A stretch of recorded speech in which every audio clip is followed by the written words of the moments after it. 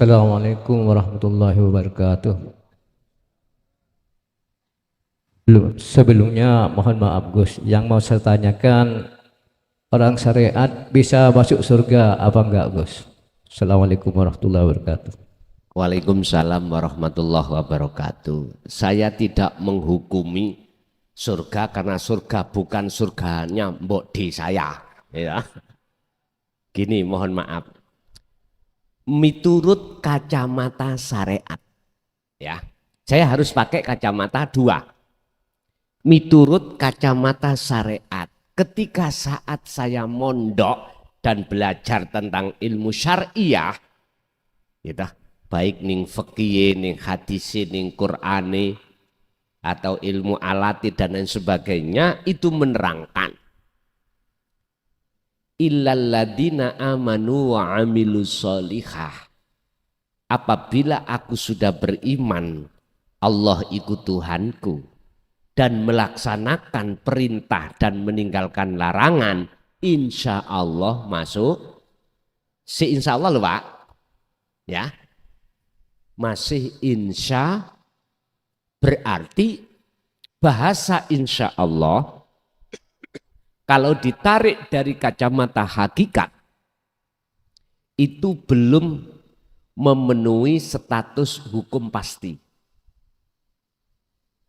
Insya'a lamun ngersakake sapa Allah man ing siji wong ya bisa masuk surga.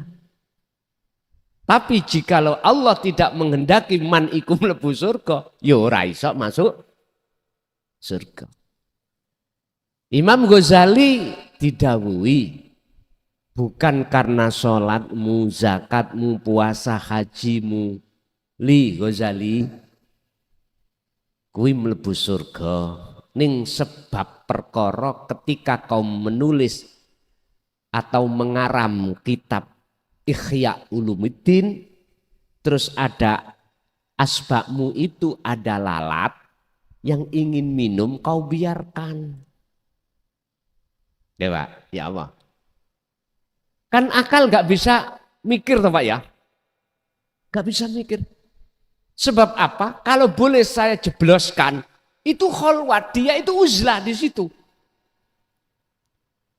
Tapi bukan perkarane beliau waktu sholat tidak uzlah loh ya. Jangan diambil kesimpulan, oh berarti sholatnya Imam Ghazali gak beruzlah. Hajinya tidak beruzlah, jangan. Ini contoh kecil aja.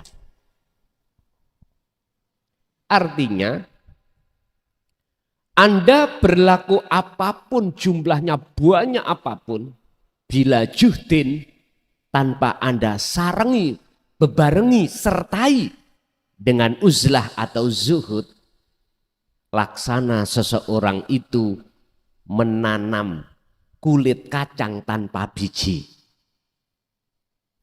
Bisa cukul enggak? Enggak bisa. Justru yang memunculkan tanaman itu dari biji. Orang Jawa mengatakan wenih, itu biji.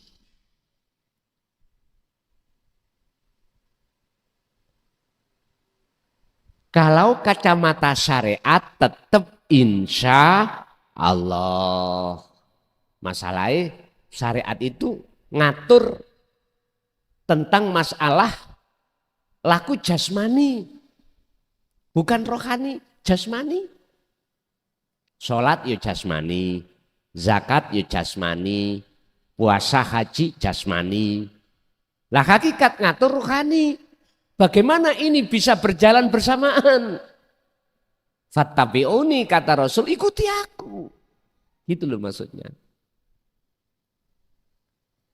Makanya kalau boleh saya katakan di dalam kitab Sirul Asror, bab masalah sholat itu ada sholatnya orang syariat, sholatnya orang thariqah, hakikat, makrifat, itu sendiri-sendiri. Oh begini tah salatnya orang syariat, orang thariqah, orang hakikat, orang makrifat, itu begitu. Makanya saya menemukan sebuah ayat dalam Al-Quran surat Al-Baqarah terkait sholat ini di dalam ayat 238. Itu bunyinya gini. Hafidhu ala sholawah wassolatil wusta. Ini. Padahal as-sholawah itu adalah al-maktubah. Jamak. 5 waktu. Tapi wassolatil wusta ini yang jarang dibahas. Setelah itu ayatnya diteruskan. Waqumu lillahi qanitin ay khosyiin. Kau akan bisa khusyuk jikalau keduanya itu beriringan. Berarti bahasa sederhana saya, yo jasmani yo rohani. Ngaten niki.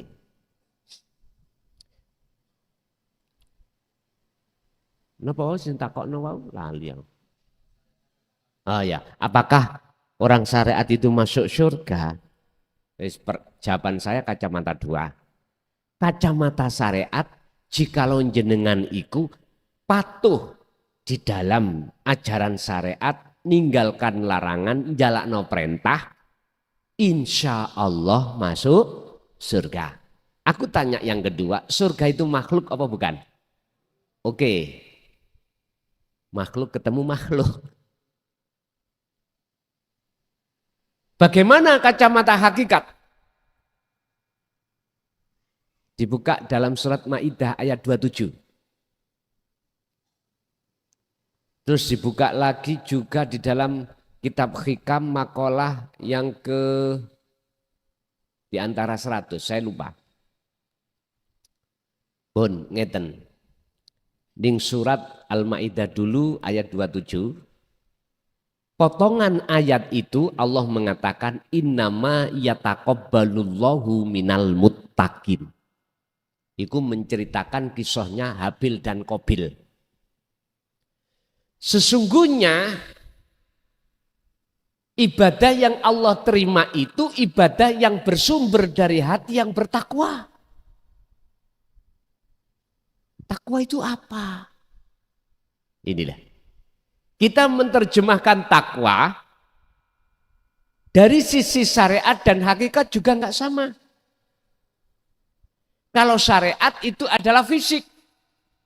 Kita jalankan perintah secara fisik. Kita tinggalkan larangan secara fisik. Mana larangan? Jangan dilakukan. Mana perintah? Jangan sampai ditinggalkan. Ini takwa. Kalau secara hakikat apa? Ani'budullaha wajtanibut taghut. Wa qala aidan wa ma umiru illa liya'budullaha mukhlishina lahuddin. Jangan kau sembah selain Allah. Ilahun wahid. Jadi jenengan dilarang menyembah selain ilahun wahid. Ini larangan. Jangan kau mencintai, jangan kau bercinta, berkasih mesra, beriman kepada selain ilahun wahid. Ini larangan. Lah perintahnya ani'budullaha. Sembahlah ilahun wahid, titik.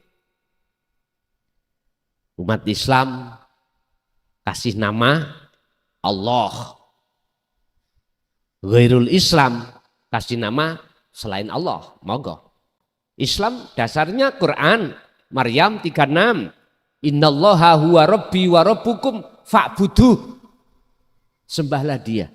Hadza utawi nyembah hanya pada ilahun wahid iku siratum mustaqim, inilah jalan yang lurus. Kalau ini pasti Pak, gak kadi insya Allah. Karena jenengan gak nyandang syirik, gak menyekutukan Allah ilahun wahid dengan yang lain.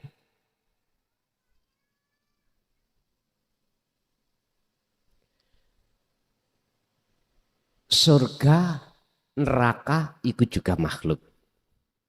Pahala juga makhluk. Bidadari makhluk. Semua masih Allah disebut makhluk. Makanya di dalam hikam itu al-ubad itu macam-macam. Ada al-ubad ahli ibadah itu menjalankan ingin dilihat orang, dipuja orang. Ada tingkatan yang kedua ingin dimasukkan surga, dijauhkan dari neraka. Ada yang ketiga betul-betul lillahi ta'ala, hanya karena Allah. Ini makomnya masing-masing. Jadi miturut kacamata hakikat, jikalau betul-betul jenengan iku muttaqin, takwa pasti. Terus di dalam makalah Syekh Ibnu Athaillah, husnul a'mali nataiju husnil ahwal min qalbin zahidin. Bagusnya laku dohir, baik di ibadah murni atau tidak murni, itu tergantung keadaan rohaniah jenengan bagus apa ora, bagus apa tidak.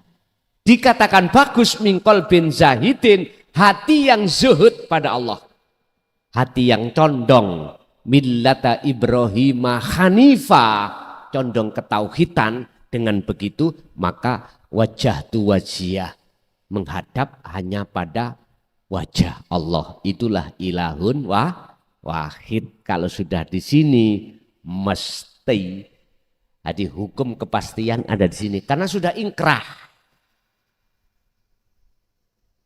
Ketetapan hukum sudah jelas, kepastian ada di sini, Pak. Oke, lanjut.